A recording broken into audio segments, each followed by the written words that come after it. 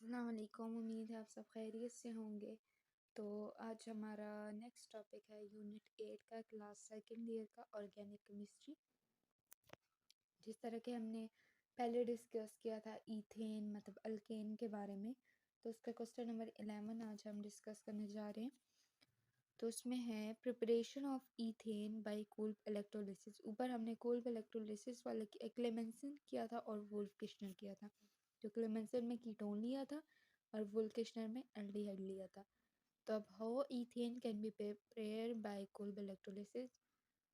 Book में आपने देखा हुआ होगा अल्केन के लिए डिफरेंट कोल्ब इलेक्ट्रोलिटिक है और ईथीन के लिए डिफरेंट है और अल्काइन के लिए डिफरेंट है। मैकेनिज्म वगैरह वही है, पर वहाँ पर बस ये है कि हमने जो रिएक्टेंट है ना वो हमने डिफरेंट लेने हैं। When a concentrated solution of sodium और पोटाशियम साल्ट, ठीक है, सोडियम और potassium salt of monocarboxylic acid, मतलब कि सिंगल मोनोकार्बोक्सिलिक एसिड होगा। कार्बोक्सिलिक एसिड का आपको पता भी होगा, ये होता है एसिड, ठीक है, ये एसिड होता है। Carboxylic acid is electrolyse, electrolysed मतलब कि उसकी इलेक्ट्रोलिसिस होगी, मतलब कि वो उसमें आइंस में तब्दील हो जाएगा। An alkane is produced. This method is only suitable for preparation of symmetrical alkane. Symmetrical alkane कैसे होते हैं, मतलब कि रिएक्टेंट और प्रोडक्ट में दोनों के मोल्स जो होंगे बराबर होंगे। फिर यहाँ पे आप देख सकते हैं कि यहाँ हमारे पास कार्बोक्सिलिक एसिड के 2 मोल लिए हैं और 2 मोल ऑफ वाटर, और यहाँ पर एक अल्केन की फॉर्मेशन हुई है। यहाँ पर कार्बन डाइऑक्साइड, फिर सोडियम हाइड्रोक्साइड और हाइड्रोजन। तो ये इसका फुल मैकेनिज्म है, जब मैं चैप्टर्स पढ़ाऊँगी तो वहाँ पर भी आप समझ सकते हैं। ये तो डायरेक्ट हो, वैसे आपके मैकेनिज्म याद करना है इसका। During electrolysis following reaction occur at anode and cathode. ये डिफरेंट, जब कम्बिनेशन होती है तो कैथोड और एनोड पे डिफरेंट कंबाइन होते हैं। फिर नेक्स्ट टॉपिक है फिजिकल प्रॉपर्टीज़ का। ये बहुत इंपॉर्टेंट क्वेश्चन है। ये तो what is the effect of branching on boiling point of alkane, ठीक है। ये आपको मैं यहाँ से भी बता देती हूँ, खुद भी बता दूंगी। The boiling point of alkane having the branch chain structure are lower than their isomeric normal chain alkane. N butane has the higher boiling point. N butane कौन सा होता है, देन द आइसोब्यूटेन। यहाँ से आपको समझ नहीं आई होगी, मैं आपको सिंपल यहाँ पे लिख के देती हूँ। CH3 CH2 CH2 और CH3। फिर यहाँ मैं आपको लिख के देती हूँ CH3 CH2, यहाँ पर CH3 और यहाँ पर CH3, 1 2 3 4 5। अब यहाँ पे देखे ये मोल्स हमने हटा देने। यहाँ पे मैं आपको बताती हूँ ये एक आइसो की फॉर्म आ गई है, ठीक है, जब ब्रांचिंग है ना। और ये हमारे पास एक एन ब्यूटेन है, एन हम लीनियर के लिए यूज़ करते हैं। तो यहाँ पर अगर आपको मैं बताऊँ तो इसकी जो होती है ना, इनका जो बॉइलिंग पॉइंट होता है इनका कम होता है और इनका ज़्यादा होता है। बताऊँ कि क्योंकि बॉइलिंग पॉइंट हमारे पास सरफेस एरिया पे डिपेंड करता है, ठीक है। हाइड्रोकार्बन में ये बात याद रखनी है। तो देखो ये 1 2 3 4, 1 2 3, यहाँ पे 3 है, यहाँ पर 4 है, एक यहाँ पे इनमें नीचे आ गए। तो इसका बॉइलिंग पॉइंट ज़्यादा होता है और इसका कम होता है, ठीक है।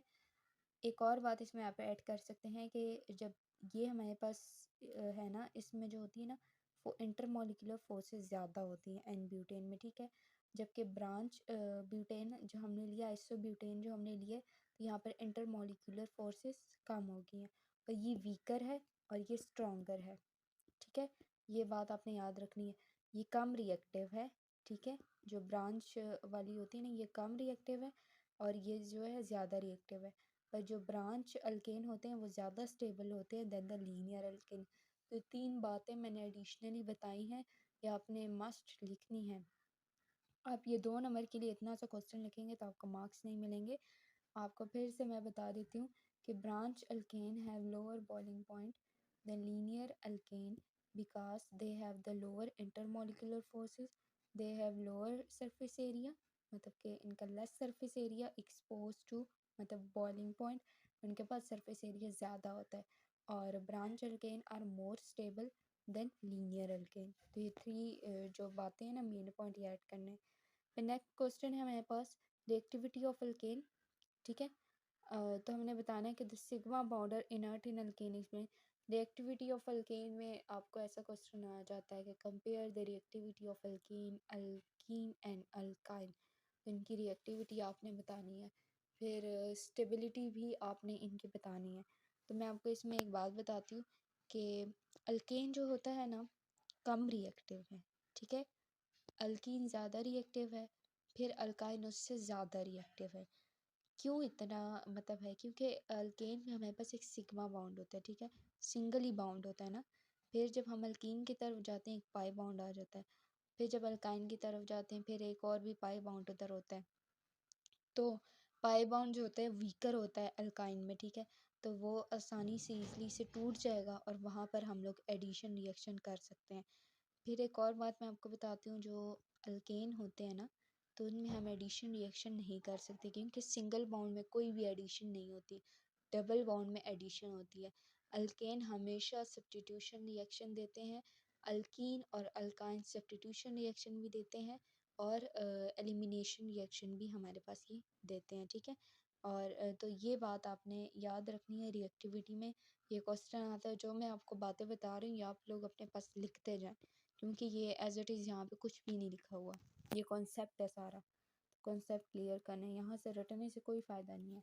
द सिग्मा बॉन्ड और inert in alkane explain in a sigma bond the electron are very tightly held between the nuclei which make it very stable bond। मैंने आपको बताया है कि जो सिग्मा होता है वो बहुत स्टेबल बॉन्ड होता है क्योंकि इसमें एडिशन रिएक्शन तो वैसे भी नहीं हो सकता। Lot of energy is required to break it. The alkane और पैराफिन्स, अल्केन्स को हम पैराफिन्स भी कहते हैं, ये भी बुक में क्वेश्चन है। Under ordinary condition, ordinary conditions क्या होती हैं, टेम्परेचर और प्रेशर जो होती है उसे हम ऑर्डिनरी कंडीशंस कहते हैं। और इनर टूवर्ड एसिड अल्कलीज, मतलब कि एच के एच से H positive O H negative oxidising and reducing agent KMnO4 से, ठीक है, ऑक्सीडाइजिंग एजेंट। और AgNO3, ये सारे हमारे पास ऑक्सीडाइजिंग और रिड्यूसिंग एजेंट बहुत सारे होते हैं। तो इनकी वजह से जो होता है ना ये हमारे पास इनर्ट होता है, ठीक है, ऑर्डिनरी कंडीशंस में। वैसे हमने इसे नहीं कहा, वैसे जो मैंने रीजंस बताए इसमें आप वो भी लिख सकते हैं। सिग्मा बॉन्ड और इनर्ट एंड कैन जस्टिफाई, ये ऊपर वाला ही क्वेश्चन है, इसे करने की ज़रूरत नहीं है। How non polarity of alkane is related to their unreactivity. अब आपको पता है कि जो हमारे पास हाइड्रोकार्बन्स हैं, ऑर्गेनिक कंपाउंड जो होते हैं, ये हमारे पास बेसिकली अल्केन अल्कीन अल्काइन की बात करें तो ये हमारे पास जो होते हैं ये नॉन पोलर होते हैं। और अगर हम औरों की बात करें जिस तरह अमोनिया है और कौन कौन से होते हैं हमारे पास, कार्बोनेट वगैरह, ये सारे जो होते हैं ना ये हमारे पास पोलर कंपाउंड्स होते हैं। तो in alkane both CH and CC bond show non polar corrected. देखो C भी पॉजिटिव होता है और H भी पॉजिटिव होता है, तो ये नॉन पोलर होते हैं। The ionic reagent such as acid alkalis oxidising agent find no. तो इनमें कोई एसिड एसिड मतलब H पॉजिटिव भी नहीं होता, ओ H नेगेटिव भी नहीं होता, और ऑक्सीडाइजिंग एजेंट भी इनमें कोई नहीं है। तो no reaction side in alkane molecule to which they could be attach. यहाँ पे कोई साइड ही नहीं होती अल्केन में कि यहाँ पर कोई नेगेटिव पॉजिटिव चीज़ या इस तरह कोई रिएक्टिविटी हो जाए। तो ये नॉन पोलर होते हैं इसलिए ये कम रिएक्टिव होते हैं, ठीक है। Write structure formula of the following compound 3 methyl 1 pentene 4 yne. Simply अगर मैं आपको ऊपर से बताऊँ तो यहाँ पे आप सबने सब चीज़ें सबसे पहले ये चेक करें, पेंटेन है, पेंटेन का कार्बन नंबर ड्रॉ करें, पेंटेन के कार्बन नंबर 3 पे मिथाइल लगाएं, ठीक है। और कार्बन नंबर 1 पे पेंटीन है, मतलब 1 कार्बन पे डबल बॉन्ड है, 3 कार्बन पे मिथाइल अटैच करना है और 4 पे ट्रिपल बॉन्ड है। ये देखिए आप यहाँ देख भी सकते हैं, 3 पर मिथाइल है, 1 पर इन है और 4 पर आइन है। तो ये आपने ऐसे करना है। क्वेश्चन ही समझ ले तो इसे देखने की ज़रूरत नहीं है, बस आपकी प्रैक्टिस अच्छी होनी चाहिए। अगला है ब्यूट 1 इन 3 आयन। ब्यूट मतलब ब्यूटेन है, ब्यूटेन के कार्बन ड्रॉ करें, 1 कार्बन पे डबल बॉन्ड लगाए और 3 कार्बन पे ट्रिपल बॉन्ड लगाए। तो ये हमारे पास 1 पे डबल है और तीसरे पर ट्रिपल है। यहाँ पर अब नेक्स्ट क्वेश्चन है reaction of alkane. How will you convert methane into ethanoic acid. तो मीथेन को, सिंपल अल्केन को हमने एसिड में कन्वर्ट करना है और एथेनोइक एसिड में 2 कार्बन होता है और मीथेन में 1 कार्बन होता है। तो इसका हम देखते हैं, यहाँ पर हुआ है मीथेन, मीथेन में ब्रोमिनेशन की है और HV हमने यूज़ किया। अच्छा, अब आप सोचेंगे कि मैंने पीछे डिस्कस किया आपसे कि जो अल्केन होते हैं वो एडिशन रिएक्शन नहीं देते, तो इसके साथ बी आर कैसे इसमें चला गया ना। तो मैं आपको बताती हूँ, चैप्टर नंबर 8 ही है मेरे ख्याल में, 8 है शायद या 7 है। तो उसमें हेलोजिनेशन का टॉपिक है, जो 5 स्टेप रिएक्शन है जिसमें क्लोरोफॉर्म बनता है, मतलब सी और 3 उसके साथ Cl अटैच होते हैं, वो क्लोरोफॉर्म होता है। और कार्बन टेट्राक्लोराइड की फॉर्मेशन होती है हेलोजिनेशन में, उसमें हमने Cl यूज़ किया होता है। तो Br भी तो एक हेलोजन ही है ना, तो उसके ज़रिए हम कर सकते हैं। अगर HV लाइट हम यूज़ करें तो वो हमें बस हेलोजिनेशन उसमें हो सकती है, वैसे एडिशन रिएक्शन हमें आमतौर पर दे इस तरह हम करते नहीं हैं। तो हेलोजिनेशन इसमें होती है, ठीक है, अल्केन में। तो अल्केन में सबसे पहले हेलोजिनेशन करेंगे। ये हम उस मैकेनिज़्म से भी कर सकते हैं, आप डायरेक्ट ना करें, वैसा मैकेनिज़्म से ही करें। मैं बुक से फिर आपको डिटेल में वो सारे मैकेनिज़्म समझाऊंगी। फिर इसमें मैग्नीशियम और ड्राई ईथर डालना है। ड्राई ईथर जब डालेंगे तो मैग्नीशियम ब्रोमाइड बन जाएगा, मतलब Mg इसके साथ अटैच हो जाएगा। फिर इसके ऊपर कार्बन डाइऑक्साइड डालें और हाइड्रोनियम डालें, तो ये हमारे पास एथेनोइक एसिड की फॉर्मेशन हो जाएगी। ये भी समझ नहीं आती तो ऐसे ही हमारे पास इसका स्ट्रक्चर है, ठीक है, ये ऐसे दिया हुआ है। तो ये अगर यहाँ से समझ नहीं आती, मैं बुक से जब सारे एक्सरसाइजेस कराऊंगी तो वहाँ से भी आप कर सकते हैं।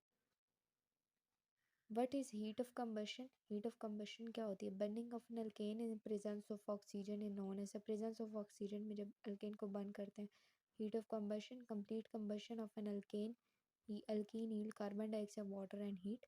The amount of heat evolved when 1 mole of hydrocarbons burns to carbon dioxide, water is heat of combustion, for example. ये इसका सिंपल सा रिएक्शन है, ये आपने करना है, ये बुक में भी है, आता नहीं है इतना पेपर में, पर फिर भी आपने करना ज़रूर है। कि मीथेन में 2 ऑक्सीजन डालें, फ्लेम में हीट किया तो कार्बन डाइऑक्साइड दी है उसने में CO2 और 2 वाटर। अब देखिए नेक्स्ट क्वेश्चन है, describe nitration of methane. Methane के ऊपर नाइट्रेशन करनी है, NO2 अटैच करना है, तो इसका भी एक मैकेनिज्म होता है। यहाँ पर भी ये डायरेक्ट है, तो बुक से मैं आपको ये सारा कराऊंगी, यहाँ पे आप शॉर्ट शॉर्ट में पढ़ लें।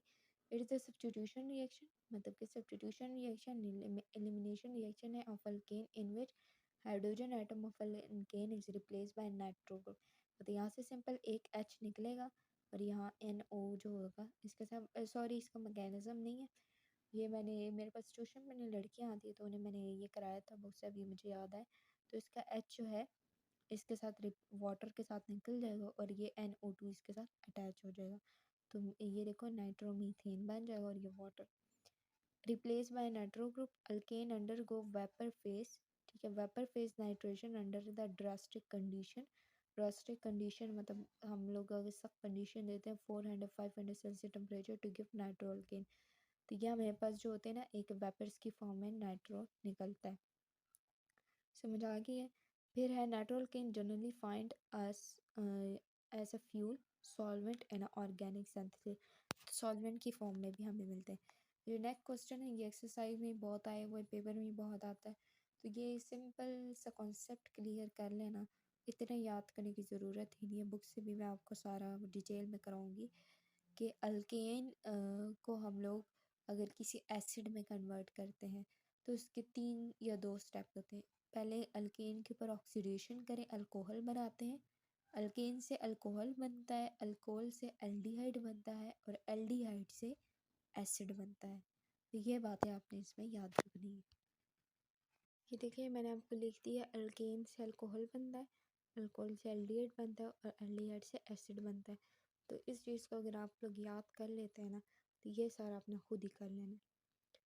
मीथेन है, मीथेन में ऑक्सीडेशन के ज़रिए बनता है। इसमें कॉपर की ट्यूब यूज़ की, 400 Celsius temperature, 200 ATM temperature pressure use किया हुआ है। वैसे KMnO4 एज ऑक्सीडाइजिंग एजेंट भी हम यूज़ कर सकते हैं, ठीक है, इसमें कोई बात नहीं है, ऑक्सीडाइजिंग एजेंट बहुत सारे होते हैं। तो मीथेन के ऊपर ऑक्सीडेशन की, मेथनॉल लिया, मेथनॉल से क्या, अल्कोहल से क्या बनेगा, और एक और डालेंगे तो एल्डिहाइड बनेगा। बस आपको स्ट्रक्चर लिखना आता हो कि अल्कोहल कैसे लिखते हैं, एल्डिहाइड की अरेंजमेंट कैसे होती है। अब ये जो है, ये अगर आपको सही याद नहीं होता आप ऐसे भी लिख सकते हैं, देखें,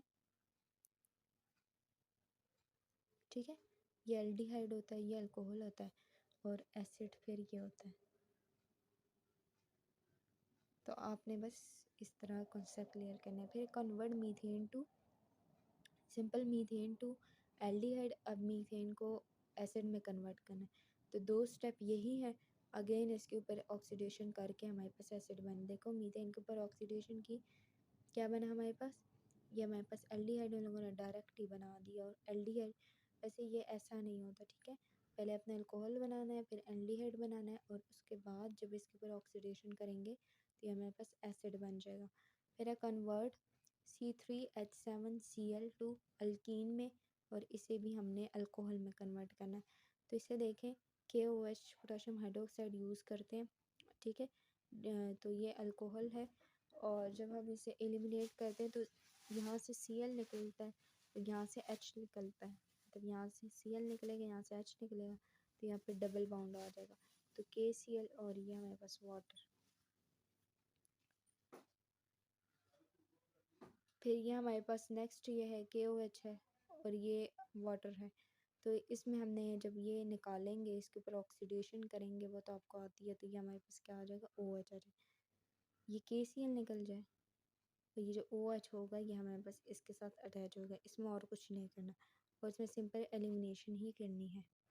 ठीक है, हमारे पास नेक्स्ट है यूजेस ऑफ मीथेन, के give 4 uses of methane as a fuel and eliminating gas for the preparation of methyl chloride, methylene chloride और chloroform and carbon tetrachloride.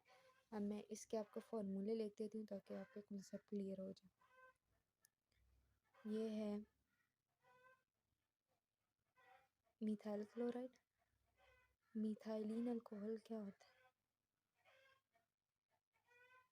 Sorry इस तरह, और ये अल्कोहल की फॉर्म में होता है, ठीक है, ऐसे कह सकते हैं। फिर हमारे पास वैसे ये इथाइलिन होना चाहिए, बताऊँ कैसे, ऐसे होगा इथाइलिन, ऐसे, क्योंकि ईन अगर यूज़ किया तो ये डबल बॉन्ड आता है, तो ये फार्मूला हमारे पास इसका होना चाहिए। फिर है क्लोरोफॉर्म क्या होता है, हमारे पास क्लोरोफॉर्म ये होता है, 3 इसकी इर्द गिर्द Cl अटैच होते हैं, ठीक है, और यहाँ पर एक हाइड्रोजन भी होता है। ये क्लोरोफॉर्म है, और ये कार्बन टेट्राक्लोराइड। ये जो मैंने आपको हेलोजिनेशन का टॉपिक बताया ना, ये आपको वहाँ से सारी समझ आ जाएगी। तो कार्बन टेट्राक्लोराइड है। फिर नेक्स्ट है हमारे पास for industrial preparation of methyl alcohol के इंडस्ट्रियल प्रिपरेशन के लिए, और प्रिंट्स के लिए, प्रिंटिंग इंक्स के लिए, और हमारे पास फॉर्मल्डिहाइड के प्रिपरेशन के लिए, फॉर्मल्डिहाइड जो HC डबल बॉन्ड H होता है, हाइड्रोजन साइनाइड HCN होता है, for the preparation of carbon black के लिए CO हमारे पास सिंपल होता है। तो आज का टॉपिक हमारे पास ये ख़त्म होता है, और कल हम स्टार्ट करेंगे अल्कीन के प्रिपरेशन, रिएक्शन, रिएक्टिविटी, और सारा हम इसे डिस्कस करेंगे। तो आज की वीडियो के साथ अल्लाह हाफ़िज़।